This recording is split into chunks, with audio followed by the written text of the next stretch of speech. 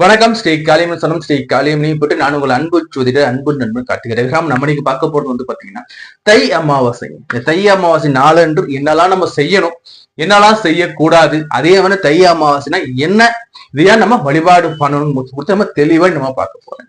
இந்த தை அமாவாசை பத்தி நம்ம இந்த பேசக்கூடிய வீடியோ ஸ்கிப் பண்ணாம முழுசா பாருங்க. ஏன்னா ஸ்கிப் பண்ணாம நீங்க பார்க்கும்போது நான் என்ன சொல்றேன் தெளிவா உங்களுக்கு புரியும். அதே மாதிரி நம்ம சேனல் இப்ப நீங்க ஃபர்ஸ்ட் டைமா வீடியோஸ் பாக்குறீங்க, இல்ல சப்ஸ்கிரைப் பண்ணா வீடியோஸ் பாத்துருக்கீங்க, தயவு செஞ்சு உங்களுடைய விலை மதிப்புல பொண்ணான்னு சப்ஸ்கிரைப் பண்ணி கிளிக் பண்ணி கொடுங்க. கூடவே பெல் ஐக்கான கிளிக் பண்ணி வச்சுக்கோங்க. நம்ம வீடியோக்கு லைக் கொடுங்க, புரியுதுங்களா? நம்ம வீடியோ எல்லாருக்கும் ஷேர் பண்ணி விடுங்க, புரியுதுங்களா? இப்போ வாங்க தை அமாவாசை. தை அமாவாசைங்கிறது வந்து பாத்தீங்கன்னா பொதுவாங்க ஒரு வருஷத்துல மொத்தம் 12 அமாவாசைகள் வரும். ஒரு ஆண்டிற்கு மொத்தமா 12 அமாவாசைகள் வருது இல்லைங்களா?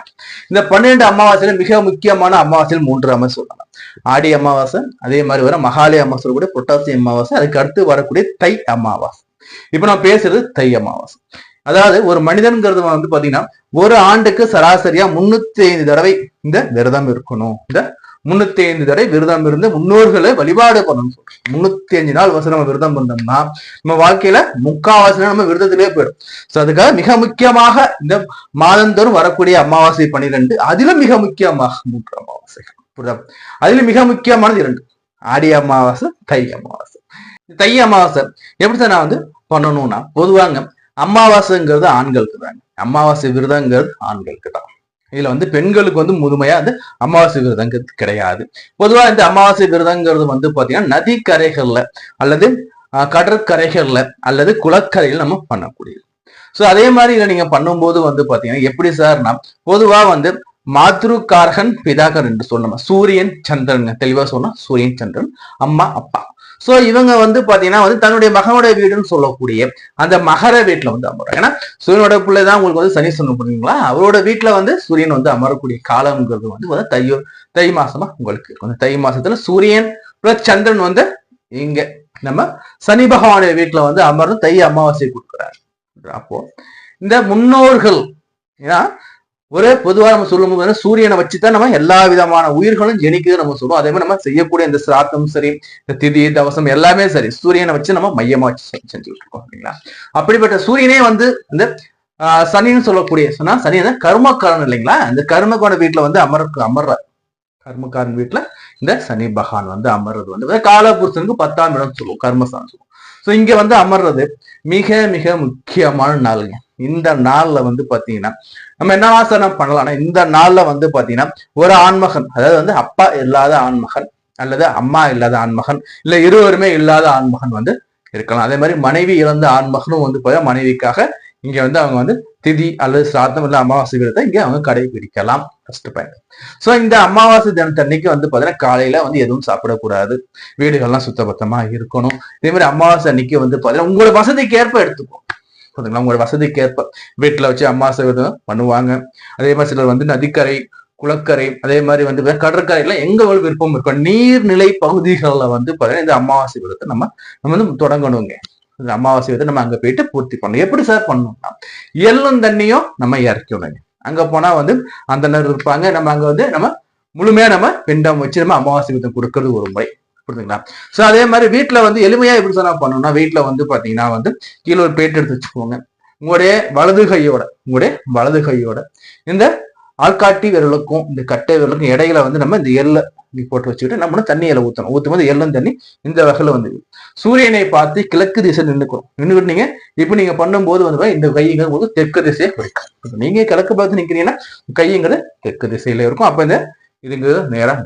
ஆனா பொதுவா வந்து முன்னோர்கள் தெற்கு திசையில இருப்பாங்க சொல்லுவாங்க. இது மாதிரி நம்ம எள்ளும் தண்ணி இறைச்ச பிறகு நம்முடைய இல்லங்கள்ல நம்முடைய முன்னோர்கள் புகைப்படம் இருக்குன்னா அவங்க புகைப்படத்தை எடுத்து வச்சுட்டு அதுக்கு முன்னாடி பார்த்தீங்கன்னா பெரிய தலவாளிகளை போட்டு சைவ படையில தாங்க போடணும். இந்த சைவ படையில என்னெல்லாம் சார் நான் போடலாம் பாத்தீங்கன்னா, அவங்களுக்கு பிடித்தமான பலகாரங்கள், கார வகைகள் எல்லாமே செஞ்சு அதை வைங்க.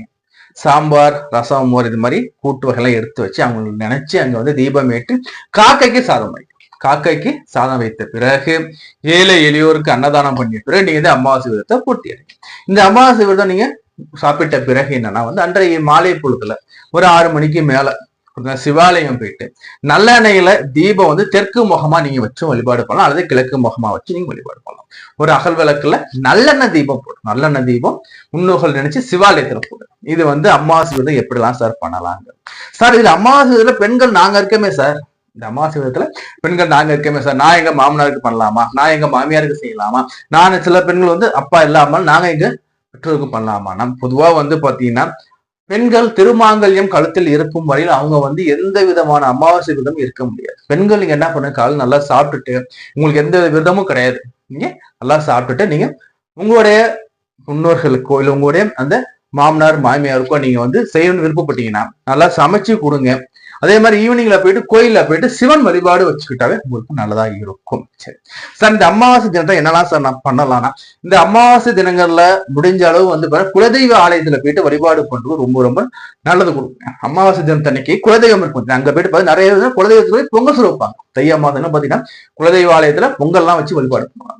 அதே மாதிரி குலதெய்வ ஆலயத்துல அங்க போயிட்டு சாப்பாடு போறது ரொம்ப ரொம்ப ரொம்ப நல்லது பயக்கும். அதே மாதிரி அமாவாசை தினங்கள்ல வந்து பாத்தீங்கன்னா வேற என்ன செய்யலாம்னா, இந்த அமாவாசை தினத்தை அன்னைக்கு பாத்தீங்கன்னா பசுவுக்கு அகத்திக்கரை வாங்கி கொடுக்கலாம். பசுவுக்கு மட்டும்தான் சார் வாங்கி கொடுக்கணுமானா, பசுவுக்கு அகத்திக்கரை மட்டுமல்லாது ஏனைய காய்கறிகளும் நீங்க வாங்கி கொடுக்கலாம். அதே மாதிரி காகத்துக்கு உணவளிக்கலாம். அதே மாதிரி வந்து பாத்தீங்கன்னா வந்து தெரு நாய்களுக்கும் நம்ம உணவளிக்கலாம். அதே மாதிரி எறும்புகள் புல் போன்று சரி அனைத்துக்கும் நம்ம அன்னைக்கு உணவளிக்கும் போது நல்லது பயக்கும். அதே மாதிரி விரதத்துக்கு சமைக்கிற சாப்பாட்டுல வந்து பாத்தீங்கன்னா இந்த வெங்காயம் பூண்டு தவிர்த்துக்கிறது ரொம்ப ரொம்ப ரொம்ப நல்லது. அதே மாதிரி வந்து பாத்தீங்கன்னா இந்த தை அமாவாசை அன்னைக்கு வந்து பாத்தீங்கன்னா பச்சரிசி இருக்கு பாத்தீங்கன்னா, இந்த பச்சரிசி நுணுக்கி அதுல வந்து நாட்டு சர்க்கரை அல்லது வெள்ளத்தையும் சேர்த்து நம்ம என்ன பண்ணா வந்து நுணுக்கிட்டு அந்த பச்சரிசியை வந்து வேலி கால்கள்ல நம்ம போடும்போது, நம்ம வீட்டுல வந்து பாத்தீங்கன்னா வேலி ஓரமா போட்டோம்னா எறும்புகள் வந்து எடுத்துட்டு போகணும். வாசல போட்டா வாசல் எறும்பு போயிட்டு நமக்கு இடையூறா இருக்கும். புரியுதுலாம், நம்மளே இருந்து எறும்பு என்ன போனா கூட்டி வேட்டுற மாதிரி இருக்கும். அதனால வந்து என்ன பண்ண வேலி காலில் போடும். உங்களுக்கு எங்கெல்லாம் இடையூறு இல்லாத பகுதியோ அந்த இடத்துல நீங்க போட்டீங்கன்னா என்ன நடக்கும்னா, இந்த எறும்புகள் வந்து அந்த பச்சரிசியை எடுத்துக்கிட்டு போகும். அப்படி எறும்புகள் வந்து பச்சரிசியை எடுத்துக்கிட்டு போகும்போது உங்களுக்கு வாழ்க்கையில இருக்கக்கூடிய அனைத்து விதமான பிரச்சனைகளையும் அனைத்து விதமான தடைகளையும் வந்து உங்களுக்கு நீக்கி கொடுக்குங்க. அப்போ எறும்புகளுக்கு உணவளிக்கலாம், காகத்துக்கு உணவளிக்கலாம், தெருநாய்களுக்கு உணவளிக்கலாம், ஏழை எளியோர்களுக்கு உணவளிக்கலாம். ஏழை எளியோர்களுக்கு உணவளிச்சு நம்ம அந்த அமாவாசை விரதத்தை நம்ம பூர்த்தி செய்யலாம். இது மாதிரி இந்த அமாவாசை விரதங்கள் நம்ம இல்லாம இருந்தா என்ன சார் நடக்கும்? சிம்பிளா சொல்றோம் பாருங்க, இந்த அமாவாசை விரதம் நம்ம வந்து தவிர்க்கும் பட்சத்தை என்னெல்லாம் சார் நடக்கும்னா, அமாவாசைங்கிறது நம்ம முன்னோர்களுக்கு இருக்கக்கூடியதான் அமாவாசை விரதம். இன்னைக்கு நாம இருக்கோங்க, இதே வந்து ஒரு 100-200 ஆண்டுகளுக்கு பிறகு நம்ம முன்னோர்களா இருக்கும். நம்மளுடைய புள்ள அவனுக்கு போகும்போது நம்ம முன்னோர் ஆயிடும். நமக்கு முன்னோர் யாரு? நம்ம அப்பா, அவருக்கு முன்னோர் தாத்தா. சோ இப்படியே வந்து முன்னோர்களுக்கு நம்ம செய்யக்கூடிய ஒரு கடமை, முன்னோருக்கு செய்யக்கூடிய ஒரு மிக முக்கியமான கடமை கடன் வச்சுக்கோ. முன்னோருக்கு செய்யக்கூடிய கடமை மட்டுமல்ல கடன் இருக்கு. ஏன்னா இருக்கும்போது நம்ம பெற்றோர் நம்ம பார்த்துக்கணும். அவங்க மறைந்த பிறகும் அவர்களுக்கு நம்ம செய்ய வேண்டிய திதி சிராத்தம் இந்த அமாவாசை நம்ம கரெக்டா செஞ்சு முடிச்சிடணும். இது வந்து பெற்றோர் கடன், பிதிர் கடன், அதே மாதிரி வந்து முன்னோர்களுக்கு செய்ய வேண்டிய நன்றி கடனுங்க. யாரெல்லாம் இந்த நன்றி கடனை சரியாக முடிக்கல, யாரெல்லாம் வந்து கடன் வச்சிருக்கீங்களோ உங்களுக்கு வாழ்க்கையில கடன் வரும். அது பொருளாதார கடனாகவும் இருக்கலாம், அல்லது பண வகையில வாங்கி நம்ம மாட்டிக்கொள்ளக்கூடிய கடனாகவும் இருக்கலாம். இறைவன் என்ன சொல்றாருன்னு வந்து பாத்தீங்கன்னா, பெற்றோருக்கு ஒருவன் செய்ய வேண்டிய கடன், அதாவது கடமைகளை யாரெல்லாம் செய்ய தவறுறாங்களோ அவர்கள் செய்யக்கூடிய பூஜைகளை நான் ஏற்க மாட்டேங்கிறாங்க அந்த இறைவன். அப்போ பெற்றோருக்கு செய்யக்கூடிய கடமைகளை நம்ம செய்யலையா? நிச்சயமாக சொல்றோம். ஏன்னா வந்து கடமை அவர் முடிச்சாதான் இந்த எம்பெருமான், இந்த பெருமாளே வந்து பாத்தீங்கன்னா பெற்றோருடைய கடனை தீர்க்காதவங்க செய்யக்கூடிய பூஜை நான் ஏற்க மாட்டேன்னு சொல்றான். ஒரு கடவுளே அப்படி சொல்லும் போது புரிஞ்சுங்களா, நம்ம பெற்றோர்களை பேணி பார்க்கணும். அவங்க மறைந்த பிறகு அவங்க செய்ய வேண்டிய கடமை செஞ்சு நம்ம சரியா செஞ்சோம்னாவே நம்மளுக்கு வந்து வாழ்க்கையில கடன் தொழிலை நீங்க வெளில வரலாம். First point. ரெண்டாவது வந்து பாத்தீங்கன்னா ஜாதகத்துல பித்ரு தோஷத்துல நீங்க வெளிப்படலாம். ஜாதகத்திலையும் காட்டுங்க, அது சனியோட சூரியனோ அல்லது கேது இன்னும் நிறைய அமைப்புகள்லாம் இருக்கு. சோ அது மூலியமாக உங்களுக்கு வந்து பாத்தீங்கன்னா வந்து இந்த பித்ரு தோஷங்கிறது அவங்க வெளிப்படுங்க. இந்த பித்ரு தோஷம் என்ன சார் நடக்கும்னா, திருமண தடை, பொருளாதார தடை, வேலை இல்ல, வேலை கிடைக்கல, பெரிய சிக்கலா இருக்கு, புகழ் கிடைக்க மாட்டேங்குது, சம்பாத்தியம் இல்ல, கடன் தொல்லையா இருக்கு, புத்திர பாக்கியம், எக்கச்சக்கமான பிரச்சனை கொண்டு வந்து கொடுக்கும். அப்போ இந்த பித்ரு கடமைகளை நம்ம சரியாக செய்யும் பட்சத்துல வாழ்க்கையில அனைத்து விதமான பிரச்சனைகளும் வெளில வந்து வாழ்க்கையில ஜெயிக்கலாம். வாழ்க்கையில நம்ம முன்னேறதுக்கு இது மிக மிக மிக முக்கியமாக இருக்கும். நம்ம தொடர்ந்து நம்ம பேசிக்கிட்டே இருக்கலாம். நீங்க நம்மகிட்ட ஜாதகம் பார்க்கணும், திருமண பொருத்தம் பார்க்கணும், இல்ல ஜாதகம் எழுதணும், பெயர் ஜாதக சம்பந்தமான அனைத்து விதமான பிரச்சனைகளுக்கும் தீர்வு வேணும் விருப்பப்பட்டீங்கன்னா ஸ்கிரீன்ல நம்பர் கொடுத்துருக்கேன். என் நம்பருக்கு நீங்க டெக்ஸ்ட் பண்ணுங்க அல்லது கால் பண்ணி அப்பாயின்மெண்ட் வாங்கிக்கோங்க. நம்ம தொடர்ந்து பேசிக்கிட்டே இருக்கலாம்.